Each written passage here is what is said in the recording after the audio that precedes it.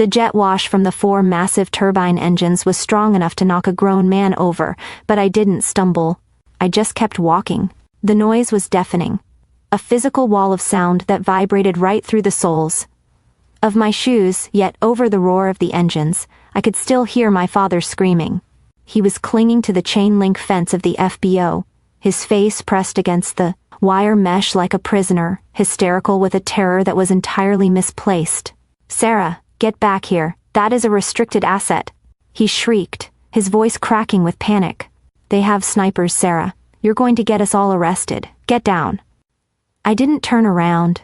I could feel the eyes of the Secret Service counter-assault team on me, watching from the black SUVs parked on the tarmac. I saw the red laser dots dancing on the asphalt near my feet, targeting indicators, letting me know I was being tracked, but they never climbed to my chest. They knew who I was. My father, however, was hyperventilating. He flinched as I reached the blue stairs, bracing himself to see his daughter tackled by federal agents. Instead, the door opened, and the commander of the Presidential Airlift Group stepped out. He didn't draw a weapon. He snapped a crisp, perfect salute. He thought I was walking to my death. He didn't realize I was the only reason that plane was on the ground. To understand why he thought his own daughter was a national security threat. You have to understand little secretary job he was convinced I had.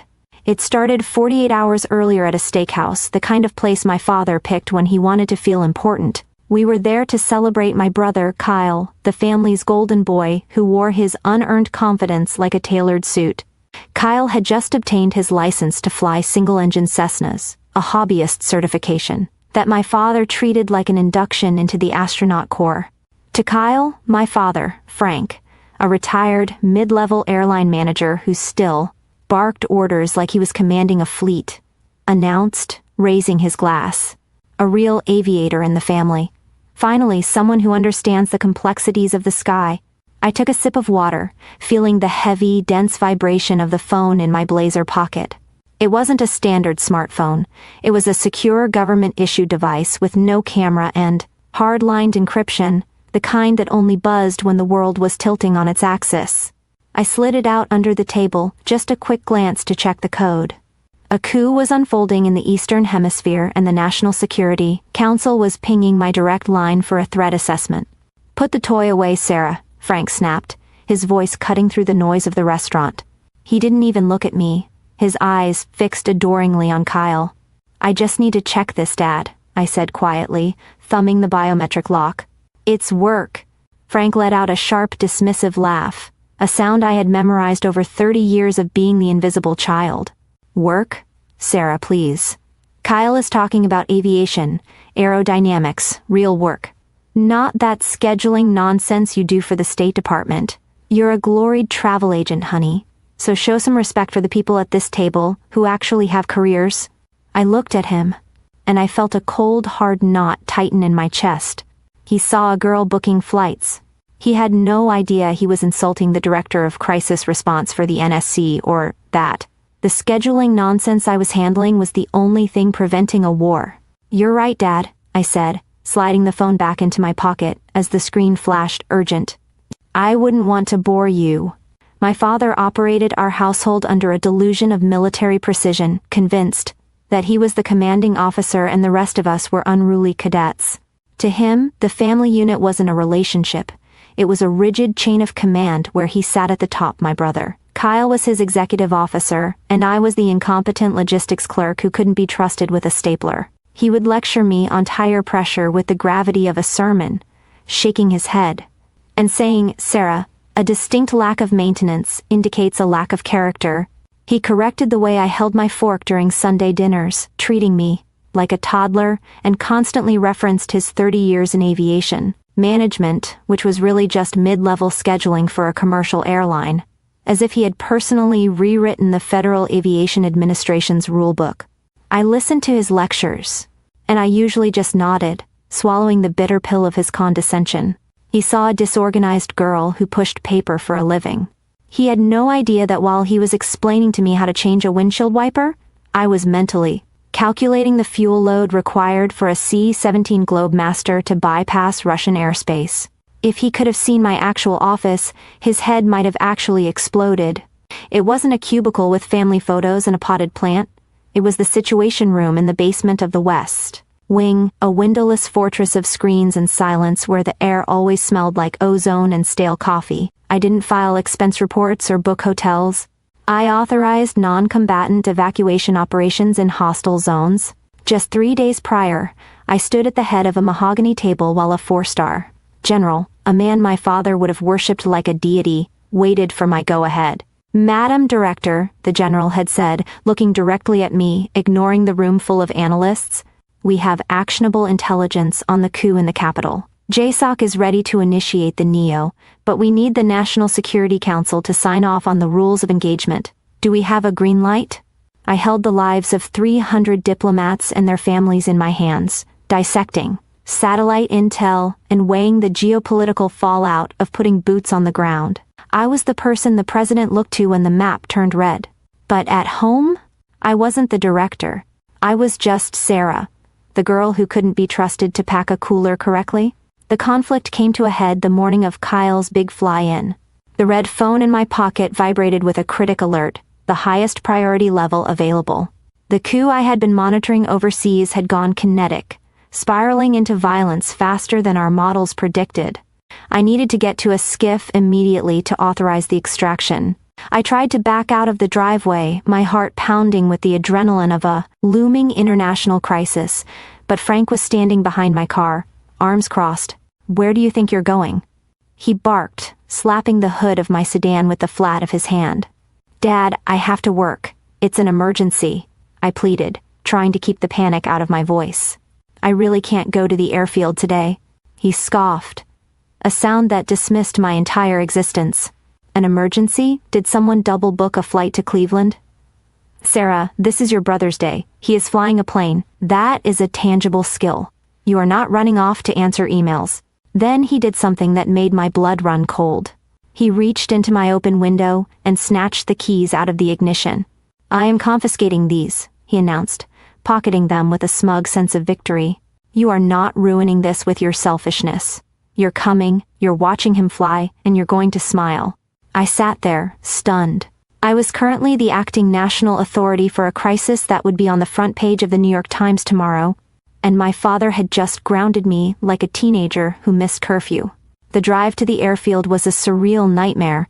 I was crammed into the back seat of the family minivan, trapped between folding chairs and a cooler of sandwiches. Up front, Dad and Kyle laughed about wind shear and approach vectors, playing the role of elite aviators. In the back, I was hunched over my secure device, shielding the screen with my purse so they wouldn't see the top-secret banners flashing across the display. My thumbs flew across the encryption pad. "Situation critical. Airspace contested. Recommend immediate diversion of extraction assets." I was coordinating a multi-billion-dollar military response while my father lectured me about the importance of being a team player. "Put the phone away, Sarah," he called out from the driver's seat, eyeing me in the rearview mirror with disdain. "Look out the window. Maybe you'll learn something about commitment." I didn't argue. I didn't scream. I just kept typing, realizing that the airfield we were heading to was the only place nearby with a runway long enough for what I needed. He thought he was grounding me. He didn't know he was driving me directly to my extraction point. The screen in my lap flashed red, pulsing with a silent notification that stopped my breath. Flash override. In my world, that isn't a suggestion. It is a command from the Oval Office requiring immediate physical presence. The president needed a hostage negotiator in the air, and he needed me now. I looked at the back of my father's head, watching him bob along to classic rock, and I knew asking him to turn around was futile. He would just lecture me about commitment while the window for a rescue operation closed. I realized I had to stop thinking like a passenger and start acting like a director. I opened the secure channel to the White House military office. I didn't request a car service. I authorized a SAM divert. If I couldn't go to the asset would have to come to me. We pulled into the airfield 20 minutes later, wedging the minivan between a food truck and the fence line. The place was packed with families on lawn chairs, all craning their necks to watch single-engine props buzz the runway. Frank killed the engine and turned to me with a smirk, gesturing grandly at a tiny yellow Piper Cub taxiing past us. "See, Sarah? This is real flying," he said, his voice dripping with that familiar sugary poison. "Maybe if you focused less on your little scheduling conflicts and more on your appearance, you could meet a pilot like Kyle, someone with actual ambition." I didn't bite. I didn't tell him that while he was measuring success by a propeller. I was tracking a 4-engine heavy banking over the county line. Then, the atmosphere shifted. The portable scanner clipped to Frank's belt, which had been buzzing with casual chatter, suddenly went dead silent. A moment later, a voice cut through the static, hard and absolute. "All stations, this is Tower. Mandatory ground stop. Temporary flight restriction in effect immediately. Clear the airspace. Repeat. Clear the airspace." Frank frowned, tapping the scanner as if the batteries were dying. "What the hell?" he muttered, looking around in genuine confusion. "Who closed the airspace? Kyle is next in the pattern. They can't just shut down a public show." I slid the minivan door open and stepped out onto the gravel. The air felt heavy, charged with the kind of static you feel before a lightning strike. I reached into my purse, pulled out my translucent acoustic earpiece, and locked it into my ear. "Asset is on final," the Secret Service lead whispered in my ear. "Touchdown in 30 seconds. I adjusted my blazer, put on my sunglasses, and waited. The ground beneath my feet began to tremble. Dad was busy worrying about a Cessna. He didn't notice the 747 banking hard to align with the runway he was parked next to. The sky above the airfield didn't just darken, it was eclipsed by a silhouette so massive it seemed to blot out the sun itself. The sound hit us first, a low-frequency thrum that rattled the fillings in my teeth, escalating rapidly into a scream of high-bypass turbofans that drowned out every other sound in the county. It wasn't a Cessna, it was a cathedral of aluminum and power, the distinct powder blue nose of the VC-25, a breaking through the clouds like a descending god. The Boeing 747 touched down on the short runway with a violence that sent plumes of tire smoke billowing into the air, using every inch of the tarmac to wrestle physics into submission. My father, who had spent the last hour criticizing the paint job on a Piper Cub, stood frozen next to the minivan, his mouth hanging open in a caricature of shock. He recognized the livery immediately, everyone does, but his brain couldn't process why the most. Secure aircraft on the planet was landing in a field usually reserved for crop dusters. "That's the president's plane," Frank screamed, his voice cracking as he grabbed my arm, his fingers digging into my bicep with hysterical strength. "Why are they here? We're too close. Sarah, get in the car. We have to leave immediately." I pulled my arm away from him, a motion that felt terrifyingly final, and stepped toward the perimeter fence. I didn't look back at him. I looked at the plane, watching the support vehicles swarm the tarmac like angry hornets. "Sarah, what are you doing?" he shrieked, panic overtaking his arrogance. "Get back here. That is a restricted asset. They have snipers, Sarah. You're going to get us all arrested. You're insane." I reached the chain-link fence and didn't hesitate. I vaulted over it, my heels hitting the restricted tarmac with a definitive click. Behind me, I heard my father let out a sound that was half sob, half scream. The sound of a man watching his child commit suicide by stupidity. "They'll take you down," he wailed, shielding his eyes as if he couldn't bear to watch the inevitable impact. "Don't shoot her. She doesn't know what she's doing." 2 black SUVs roared across the pavement, tires screeching as they drifted into position between me and the aircraft. The doors flew open before the wheels stopped rolling, and the Secret Service counter-assault team poured out. They were clad in heavy tactical gear, assault rifles raised, moving with a fluid, lethal grace that made the local police look like mall cops. Frank fell to his knees in the gravel, sobbing into his hands, convinced he was about to witness my execution. But the agents didn't shout at me to get on the ground. They didn't tackle me. In a synchronized movement that looked like a ballet of violence, they formed a tight phalanx around me, facing outward. They weren't hunting me. They were establishing a perimeter to protect me from the world I had just left. The forward cabin door of the massive jet hissed open, and the stairs automatically unfolded. A man in a flight suit descended. Not a steward, but the commander of the Presidential Airlift Group, a colonel with silver eagles on his shoulders. He walked past the wall of armed agents, stopped 3 feet in front of me, and snapped a salute so sharp it could have cut glass. "Madam Director," he said, his voice cutting through the wind. "The president is on the secure line waiting for your assessment. We have wheels up and 3 mics." I looked at the colonel. Then, I looked past the phalanx of agents to the fence line. Frank was gripping the wire mesh, his face pale and slack, his tears drying on his cheeks as the cognitive dissonance tore his reality apart. I thought about the years of being told I was disorganized. I thought about the secretary comments. I thought about every time he told me to be quiet so the men could talk. I didn't yell. I didn't gloat. I simply handed my overnight bag to a waiting Marine guard, turned back to the colonel, and nodded. It wasn't a look of anger I gave my father, it was a look of profound, devastating pity. He was a small man standing next to a small van, and I was already gone. He watched the door close. He watched the engine spool up. And as the dust from the jet wash covered his precious minivan, he finally realized, I wasn't the secretary. I was the boss. The interior of Air Force One is unlike any other environment on Earth. It possesses a specific kind of silence, a pressurized stillness where the air itself seems to carry the weight of history. I sat in the conference room, my hands resting on the polished mahogany table, watching the clouds rush by at 30,000 feet.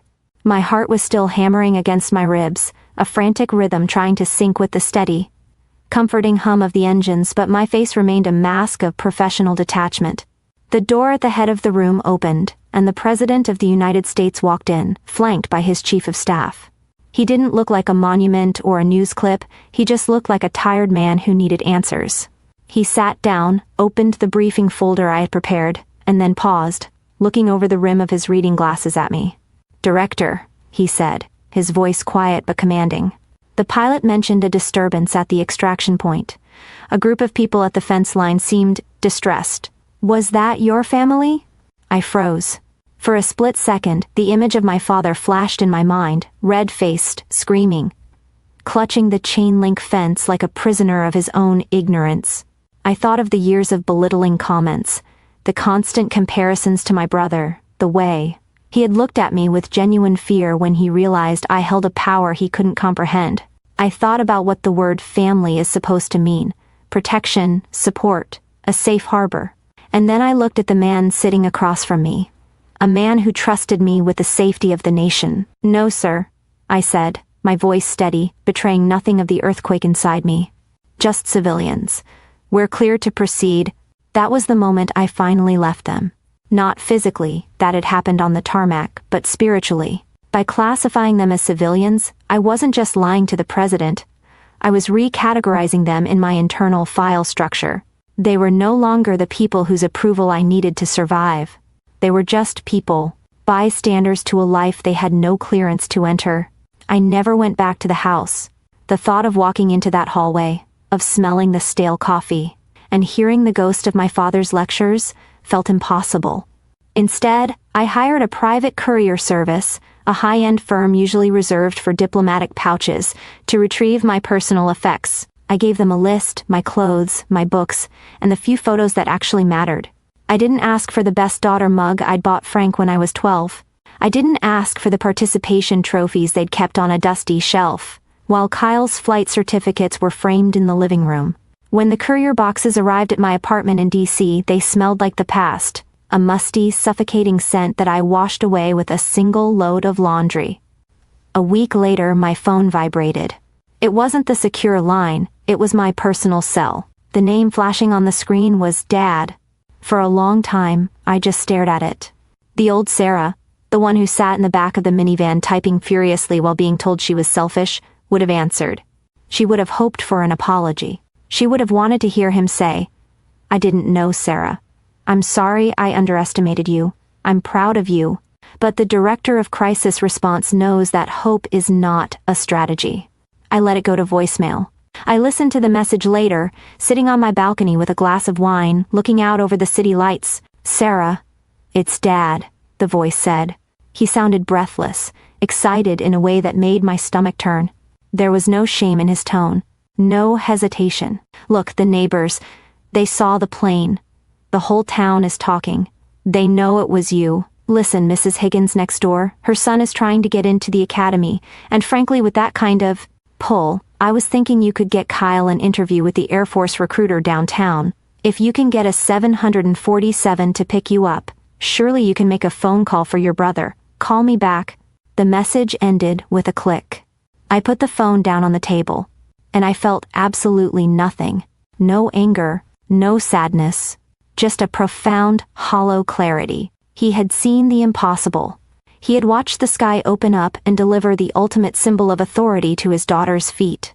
And his reaction wasn't to reflect on his behavior, or to understand who I had become. His reaction was to calculate how he could strip mine my success to pave the road for Kyle. I realized then that there is no amount of proof that will convince a narcissist of your value. You could part the Red Sea in front of them, and they wouldn't fall to their knees in prayer. They would just complain that you got mud on their shoes, and then ask if you could use your powers to find their car keys. Seeing God doesn't make a non-believer pray. It just makes them ask for a miracle. I picked up the phone one last time. I didn't delete the message. I wanted to keep it, a permanent reminder of why I could never go back. I navigated to the contact settings, scrolled down to the bottom, and pressed block caller. It was the easiest executive decision I had ever made. Now, when I walk down the colonnade of the White House, the air is crisp and clean. I walk beside the president, discussing matters that will shape the next decade, and I don't look down at my feet. I look up. I am professional. I am essential. And for the first time in my life, I am entirely free. My father spent his life screaming at me to stay on the ground where I belonged. He never understood that some of us were born to own the sky. Have you ever been underestimated by the people who were supposed to believe in you the most? Tell me your story in the comments. And if you enjoyed seeing the help become the hero, hit that subscribe button.